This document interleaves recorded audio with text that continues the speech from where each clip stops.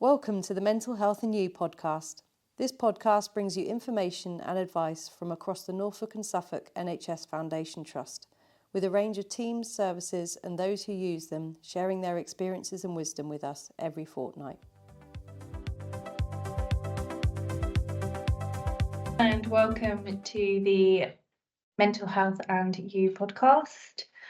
My name is Steph Taylor and I am a peer support worker in the Child and Adolescent Eating Disorders team in Norfolk. And I'm joined today by Gemma Vince. Do you want to introduce yourself, Gemma? Hi, I'm Gemma. I'm also a peer support worker. I also have a lived experience of an eating disorder too. But we've got two very different stories, really, haven't we, Steph? No stories are the same. That's true. We have had lots of different experiences. And I just wanted to briefly talk about the service before we talk about our recovery and experience. And for those of you who don't know about the service, we are a community eating disorder service for under 18s, and we are commissioned for anorexia nervosa, bulimia nervosa, and binge eating disorder. But there's also a specialist team, isn't there, Gemma? Yeah, that's called the ARFID team. So it stands for Avoided Restrictive Food Intake Disorder. And then more for specialist service, but still within the eating disorder team. Yes, yeah. So we're kind of like the umbrella, aren't we? There is also worth mentioning, we have a day centre treatment offer, which is called EDIT. That stands for Eating Disorder Intensive Treatment Team, which is for probably the poorest of our patients. Yeah. And it's really to avoid an inpatient admission day. Yeah. So that's really trying to keep you out in the community, I think, isn't it? But have that more restrictive control over how to help you get better rather than leaving it all to you out in the community in your own home kind of thing. So you have a bit of guidance, a bit more here. And there is a specialist team who works just in EDIT, which is really great. And they really do focus on meal support, therapeutic groups, as well as some therapy individually. There's family therapy.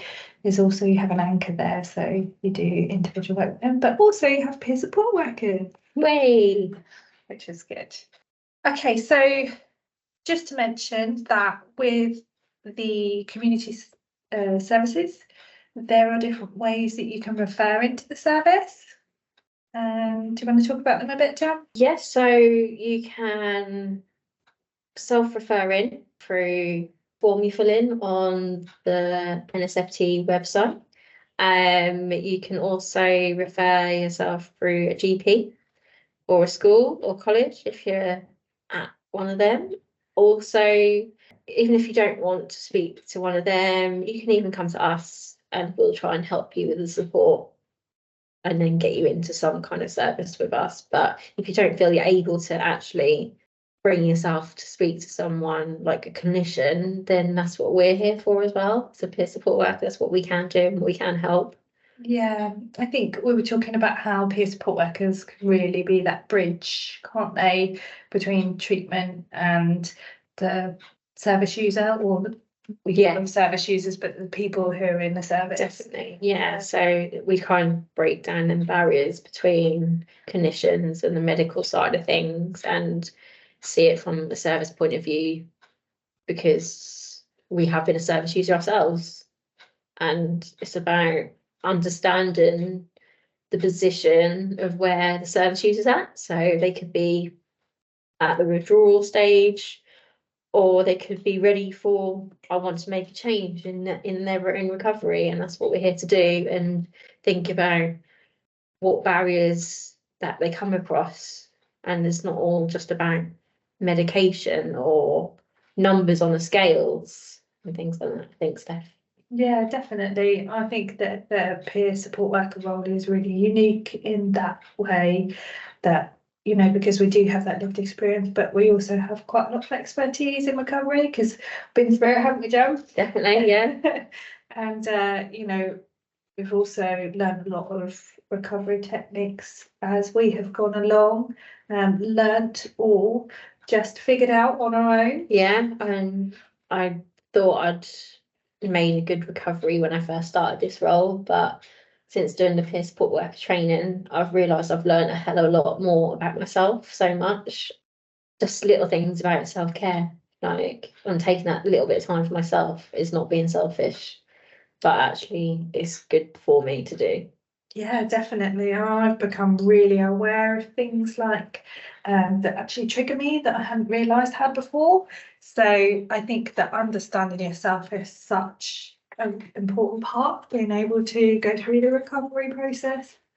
Definitely. Yeah, there's so much shame and guilt and judgment, I think, that comes with an eating disorder, and it's like this dirty little secret, I feel like, that's in your head constantly, and you feel so isolated and lonely at times. You just don't know where to turn to, and you just live with it. Yeah, I think also there is that idea of I want to get better, but actually I'm scared of getting better because that goes against everything that my mental health disorder is telling me. And that can be really, really difficult because like I know what recovery looks like, and I'm not sure that I'm ready for that or I want that. So there's not only the shame and guilt side of things, there's also the reluctance to recovery that can come with the disorder itself. Yeah, there's also, I think, sometimes that little bit of I'm a bit special at some point in your life, and I didn't ever really think that until my therapist said to me, "Do you think that's what you're holding on to a little bit?" And I said, and then makes you realise, yeah, you do think you've got a little bit something different about you, and but it's not in a good way. And you do want to get rid of it, but you just can't shake it off a little bit. That's the thing. Yeah, I know what you mean. I think that really relates back to you feel like your eating disorder is your identity, and that can sometimes really take over. Whereas actually, it is an element of your identity, but it's not all of it. Mhm. And your identity can be whatever you choose it to be, but it feels like a really hard bit of you to let go of. Yeah, and I think going on from that is it's still my identity. It's still part of me. It never goes away. Yes, I am in recovery, and I'm along my recovery journey, but I am still living that recovery journey. For like instance, we earlier had a conversation about when we were going to meet up today and what we were both thinking about it, and we both agreed that we both thought, oh my god, what about if Steph or Gemma's like lost weight, or how are they going to see me, or something like that. Words that Steph is Yeah. The psychological things are going through your head still, even to this day. Yeah, definitely. Like it's almost like the eating disorder wants to have a say every now and again. And I suppose for me, I was just, we both had that little jitter this morning. Mm-hmm. But I think about how I dealt with that now, definitely. It's part of my recovery journey, and how I might have dealt with it then.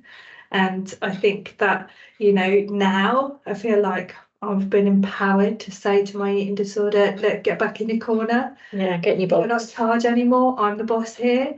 Definitely. So that is the big difference. Whereas I don't think I've been able to do that before. What would you have done, Jan? Would you have? Oh, before I'd have just literally avoided it. I'd have cancelled you. Sorry, Steph, but I'd have cancelled you. You just cancel me. And I totally get that because, sometimes you just want to run away from it, don't you? You don't want to have to face something that feels so uncomfortable. And it's a fear, isn't it, at the end of the day? Yeah. And if I felt like I really had to go, if I couldn't bail, then it would have been like baggy clothes, hide away, as much Toe on maybe, definitely. Anything like that, yeah. I think that's really important to talk about those things as well, to see how far we've come. Exactly, yeah. How actually our personal recovery has been really key for us to be able to live alongside our AD and still live a really fulfilling life and do what we do. Yeah, exactly. And keep them hopes and connections there, and play a vital role within someone else's recovery, basically. So, okay, Gemma, I'm going to pick your brain now, and I'm going to ask you if you would share your story with us and the experiences that you went through whilst you were struggling with an eating disorder. Yeah, sure. So my eating disorder started probably when I was about 16, 17. didn't really realise even at the time to start with, probably. Just started to be very cautious just about what I ate.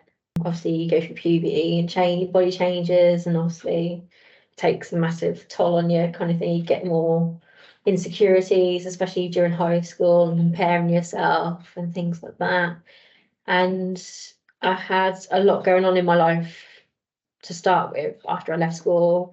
I didn't really know what I even wanted to do after I left school, and like the confusion in my brain and several things, family things going on as well.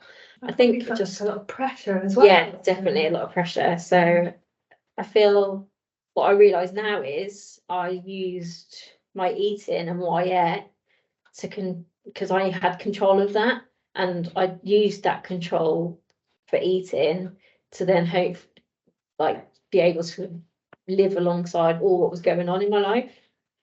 So yeah, like a coping mechanism. Yeah, basically it's getting through, just coping every day. It's just coping, and I think for me it was hard because when I did seek help, I lost a lot of weight. However, I still wasn't ill enough to receive treatment. I'd have been put on the waiting list.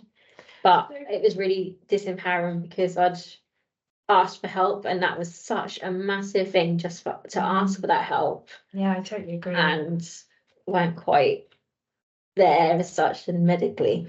And I think the interesting thing from my lived experience is when someone says you're not ill enough, the first thing your eating disorder says is, yes, I'm winning. Yeah, exactly. Yeah. Which is really So what else can I do? Yeah, what else can I do? How ill do I need to be? So yeah, how skinny and thin I need to be able to. So your eating disorder was a restrictive? Yes, definitely. Yeah. Driven by restrictive intake? Yes, okay. Definitely. So what happened? What triggered you to want to seek help? Did someone notice, or did you? Yes, my personality was getting very, not aggressive, but I was getting very anxious, uptight very quickly, snappy with people. And my mum noticed that, but she didn't quite notice what was going on, because obviously with an eating disorder, it's so secretive, I could get away with it basically. And it was just one day, I was just like, I've had enough. I cannot take my brain anymore. I just want to get rid of it. I just want to literally take my brain out and have a bit of peace and quiet. Yeah, exactly. Yeah. And I think I just told my mum, and we got an appointment at the doctor's, and then I saw a dietitian to start with. Okay. So yeah. But what about you? Well, I'm gonna prod you a bit further. Right, that's okay, Gemma. I'm really interested about your treatment, if you don't mind sharing. So you said your mum took you off to the doctors, and you felt like you weren't ill enough, which probably wasn't very helpful, because I know from my own lived experience, an eating disorder is gonna latch onto that big time. But then what happened to encourage you to take that further, or your mum to take it further for you? I think it was my mum could see I was different and changed and had lost some weight. I don't think she realised how much weight I'd lost. And I don't know, I don't think she wanted me to suffer anymore, because I'd managed to come out and tell her, and it had been a secret for so long for me. I think she recognised that. Yeah, to talk openly, especially I think to someone who loves you like your mum. Yeah, exactly. Yeah. And even to this day, like I went and saw another specialist, and they said, if you carry on like this, you're gonna die. And at that time, I was like, I don't care. I really don't care what you've just said to me. It didn't go in, it went out, went in one ear and out the other. And in that moment of time, and the gremlin's like laughing, saying, well done you, like we're getting there. And you just think, right, well, I'll just carry on then, because it doesn't bother me whether I die or not. Also, you're a bit in denial. You think it's not going to happen to me. I'm going to carry on. It won't happen to me. I'll be fine. I think there's an element as well, isn't there? The ED convinces you that they're lying. Yeah. They don't know what they're talking about. I do. Yeah. Even though you know that's a voice in your head, you still believe the ED over. It's got such a powerful Yeah. influence on you. It's unreal. Yeah.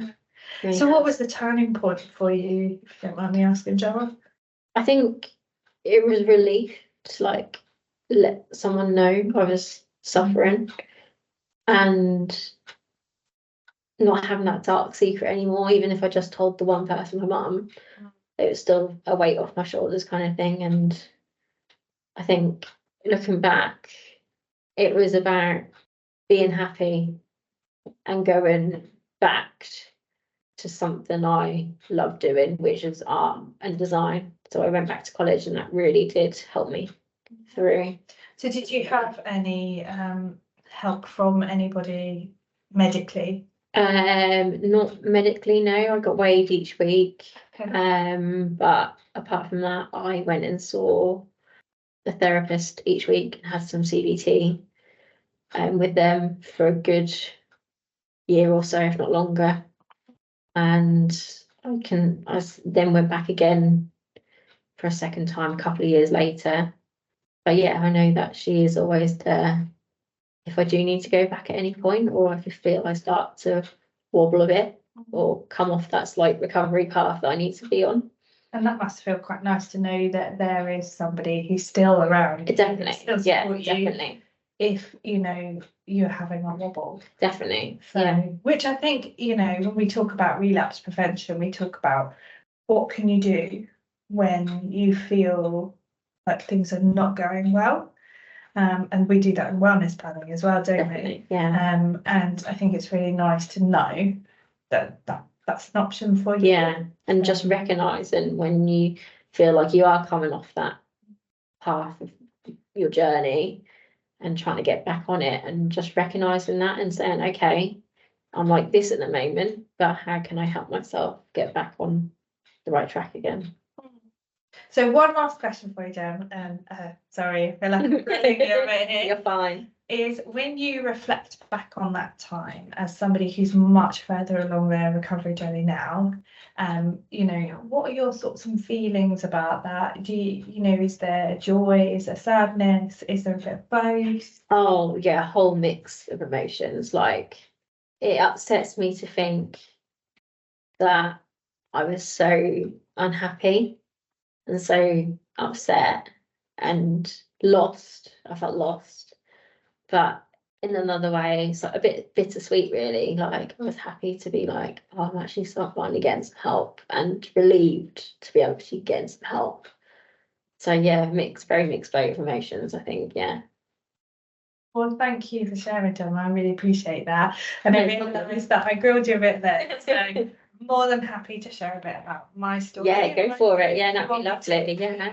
So I was a little bit younger than yourself, Gemma, when I started struggling, and it all really started. I was being bullied at school, and this was kind of late primary, early high school. And my mum really wanted to help me. She could see how much the bullying was having an effect on me. So she thought the best thing to do would be to take me to a weight management program.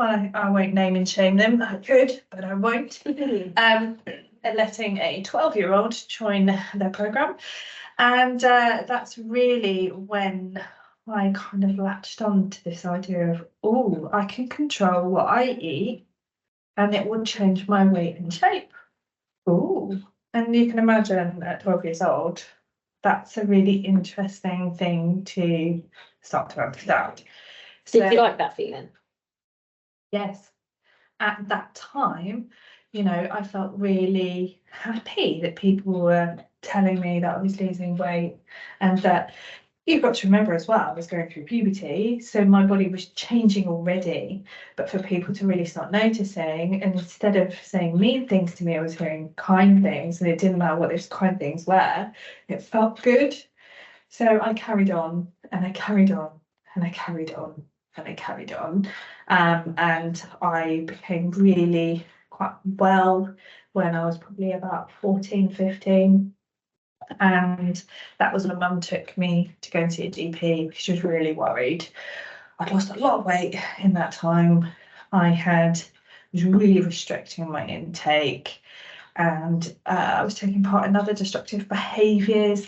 And anybody who was born at the same time with me might understand. But for example, somebody had said to me that if you stop smoking, then it can curb your cravings for food. So I thought, yeah, I'm going to give it a go.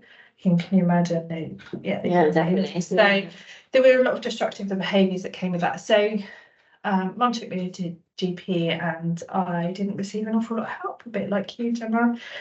They recognised that they needed to get me to be more nutritionally balanced and get me to gain some weight.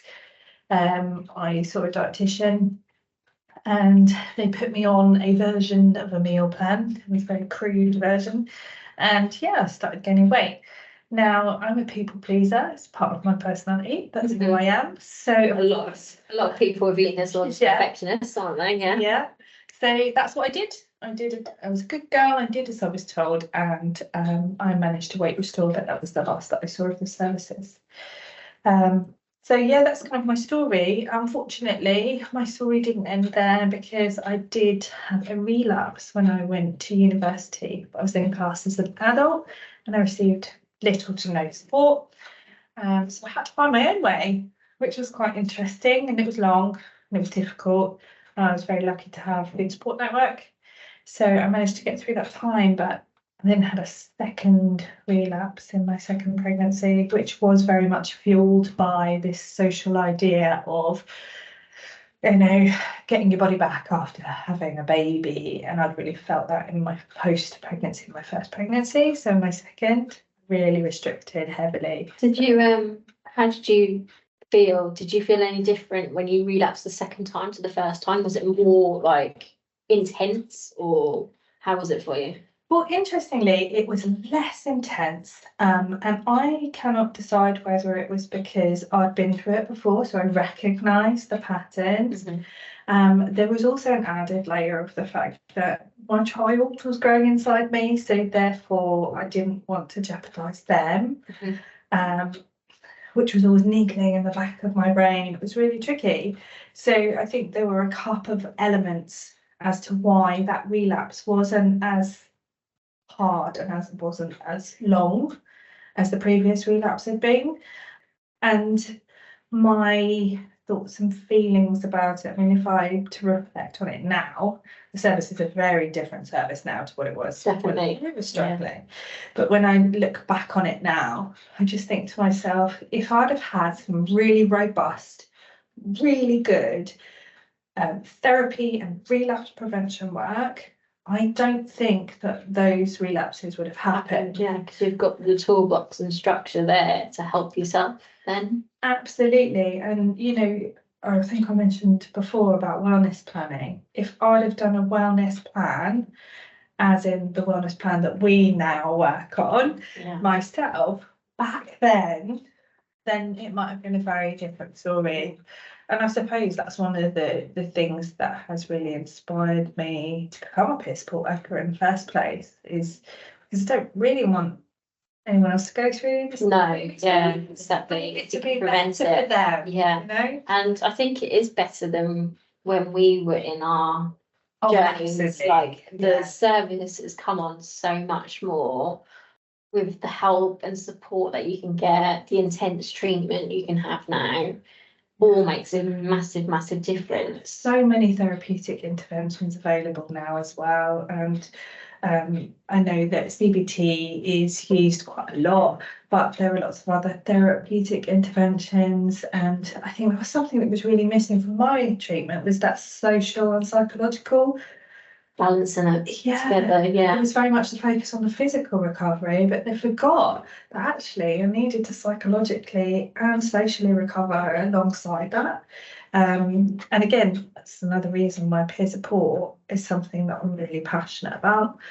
So we'll work on the same prospect, don't we, of connections on this chime framework, where we go for connections and hopes and meaning and purpose, your identity and empowerment. We were talking about identity earlier, weren't we? And just talking about how you can feel sometimes that you are ED, which is just, it's not true, is it? No. There's so much more to us as human beings than just being your eating disorder. But there are times in, when you're really not well, where you just feel like that's who you are. It takes over your life, doesn't it? That's the thing. It really does. And it can be really hard to let go of that. And I think that, we both talked about in our recovery process and living alongside, because ultimately, yes, we are in recovery and we're much further along our journey and we're really in a good place. That does not mean that the ED is not still a small part of our identity. No, it's still always there, but it's having those tools and that self-management to be able to control that in the way you want to control it, not the voice or the gremlin or anything like that, or the inner voice in your head telling you've got control over that instead. Yeah, I sometimes think about, who's the boss here? Is it Steph or is it my ED? Yeah. So, and I think that the further you get along your recovery journey, the more you are like, no, you're not taking over here. Thank you very much. Yeah. Yeah. It's about boxing that thought and putting it on a shelf, I think. Yeah, definitely. But I mean, we've talked about our stories, which we hope is really Inspiring. yeah, inspired some people, maybe connected with some people. Educated some people, or if you're like a carer or a parent who's listening to it, like you can see how and why some people end up with an eating disorder. Yeah, and they can creep up, can't they? In both of our stories we talked about, well, we said it very quickly, of course, but it doesn't happen that quickly. It's a sneaky thing that difficulty, isn't it? Gradually creeps up on you more and more and more. Yeah. Absolutely. And I think that we did talk earlier about how difficult it is to live in a society that is not very supportive of eating disorder recovery. I mean, probably of recovery full stop. But from our lived experience, coming from the eating disorder recovery perspective, I mean, our society doesn't support it, does it? No, the social media out there, the magazines still out there, they're all just one look, I believe, and that's all it is, and it's drilled into you to be that way, and you can't get away from it. Like, in one way, we were lucky to there wasn't the social media platforms like there are now, and we just generally like had the magazines and things like that to look at and be inspired by. But now it's a hell of a lot worse, and I think they've got even more of a hard job to overcome and recover. Yeah, absolutely. I think that there is also an obsession in our society with thinness. Yeah, looking good. Yeah. Yeah, and there's this like society's ideal, which really puts so much pressure on young people to look a certain way, which is where the body image issues sometimes start from. Yeah, and people believe that thinness equals happiness and looking good, don't they? Yeah. Yeah. And it's that like one vicious cycle. Absolutely. Also, there is this misconception that thin equals healthy. And actually, we know that is it really not the truth. Is it really? No, exactly. So it is really difficult, and we were having a conversation not so long ago where we were talking about even this part of our recovery and how far we've come. We still come up against difficult conversations. Yeah, there is still them comments that get made in society, and you just think, oh, really? Like, and it's hard. You have to learn to brush it off again, don't you? Like that voice in your head. Yeah. I mean, it's taken a really long time for me to be able to navigate that. Definitely. When and sometimes it can still be really triggering for me as well. Yeah, and it depends, you know, how I'm feeling on that day. You know, sometimes I might be talking to someone who is insistent on telling me all about their latest diet, not realizing, and you know, I can find that really, really triggering. Whereas another day, I could almost laugh it off and just be like, yeah, Definitely. Yeah. Literally just depends on your emotions on that day, but yeah, definitely.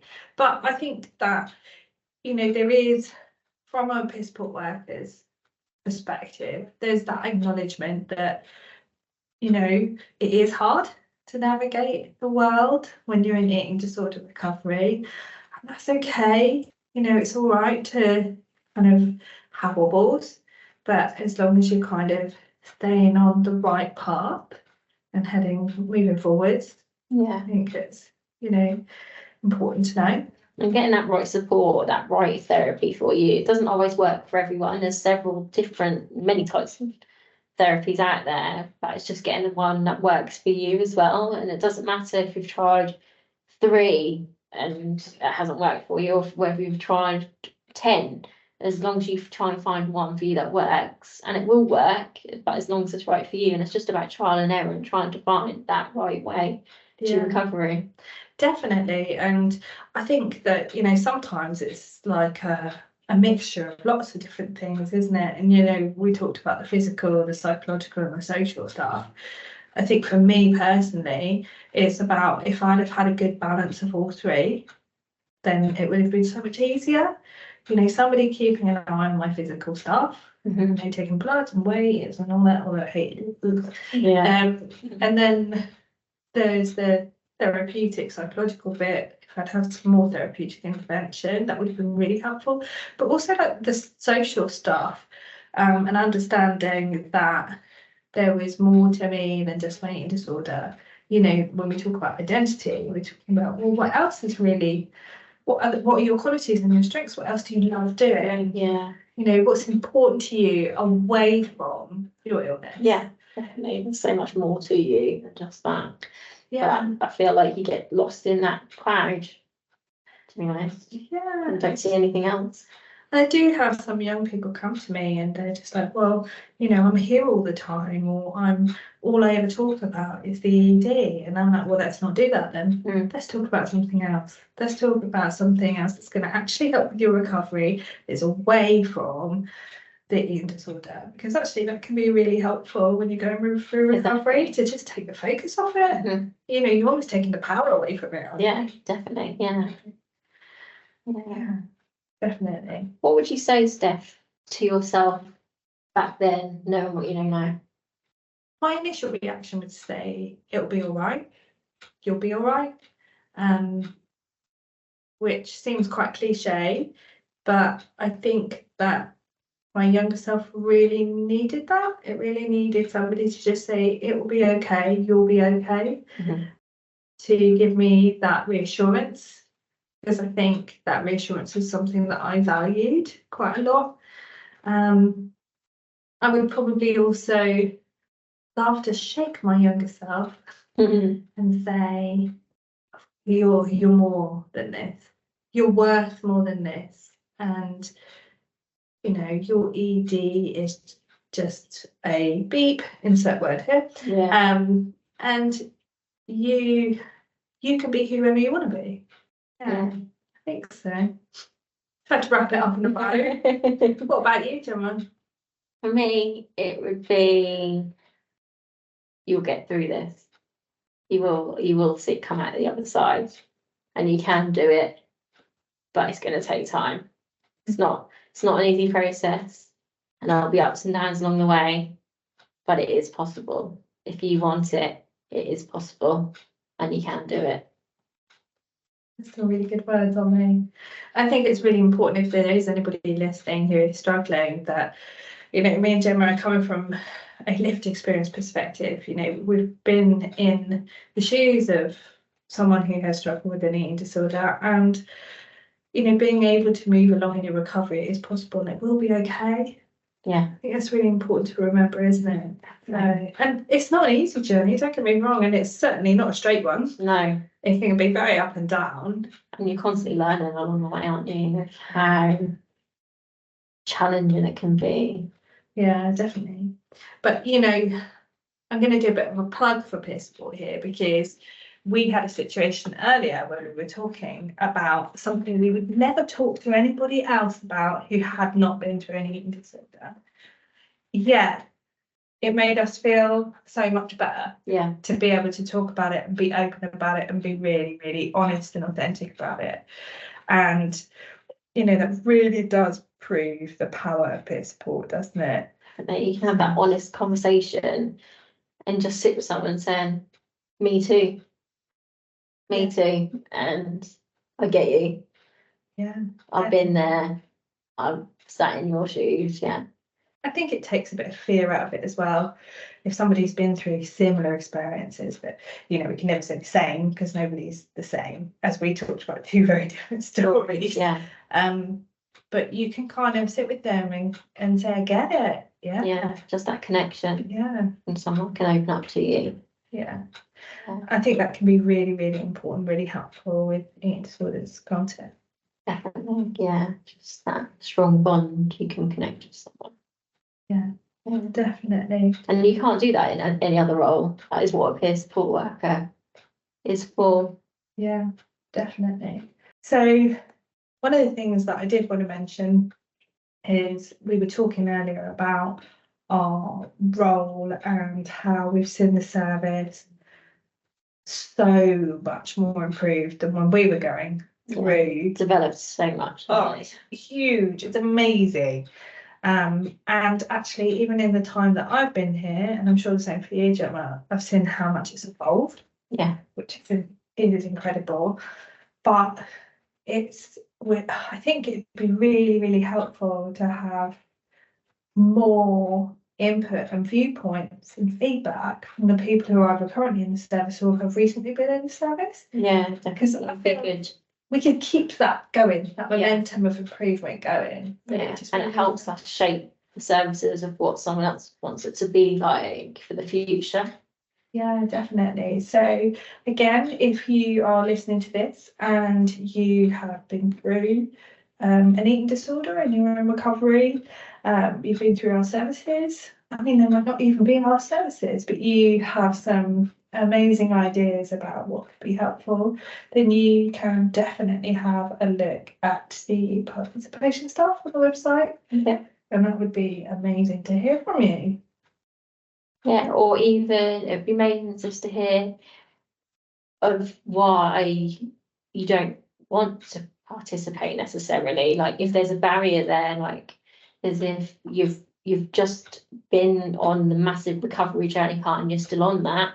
But what are the barriers there? Do you not want to speak about it anymore? Do you just want to forget about it and recover? If that's something, then at least we know, then we can take that on board and say, okay, why are we asking for feedback if people don't want to do it? So that's really helpful just to know, isn't it, I think, and why someone doesn't want to help.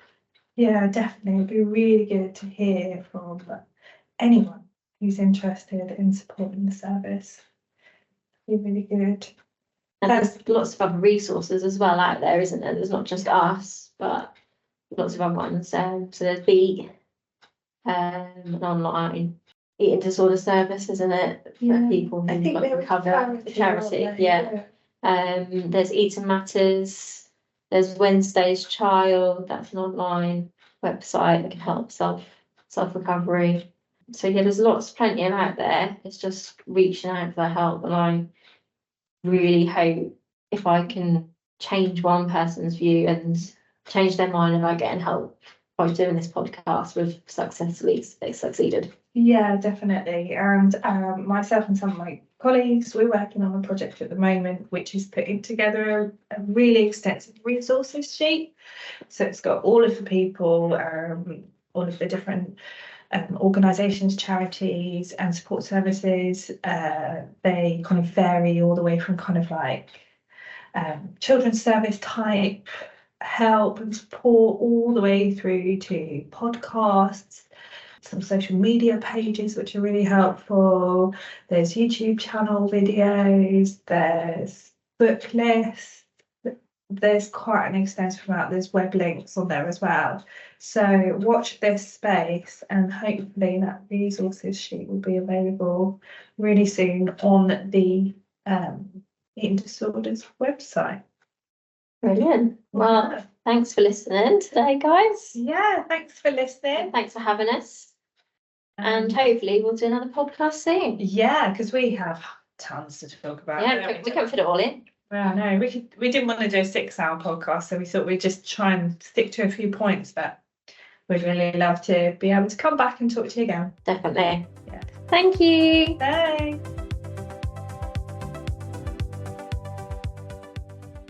Thanks for listening. Please subscribe to make sure you don't miss a future episode. Let us know what you thought of this episode by reaching out on social media. If you haven't already, listen back to previous episodes to hear some of the best mental health advice for you.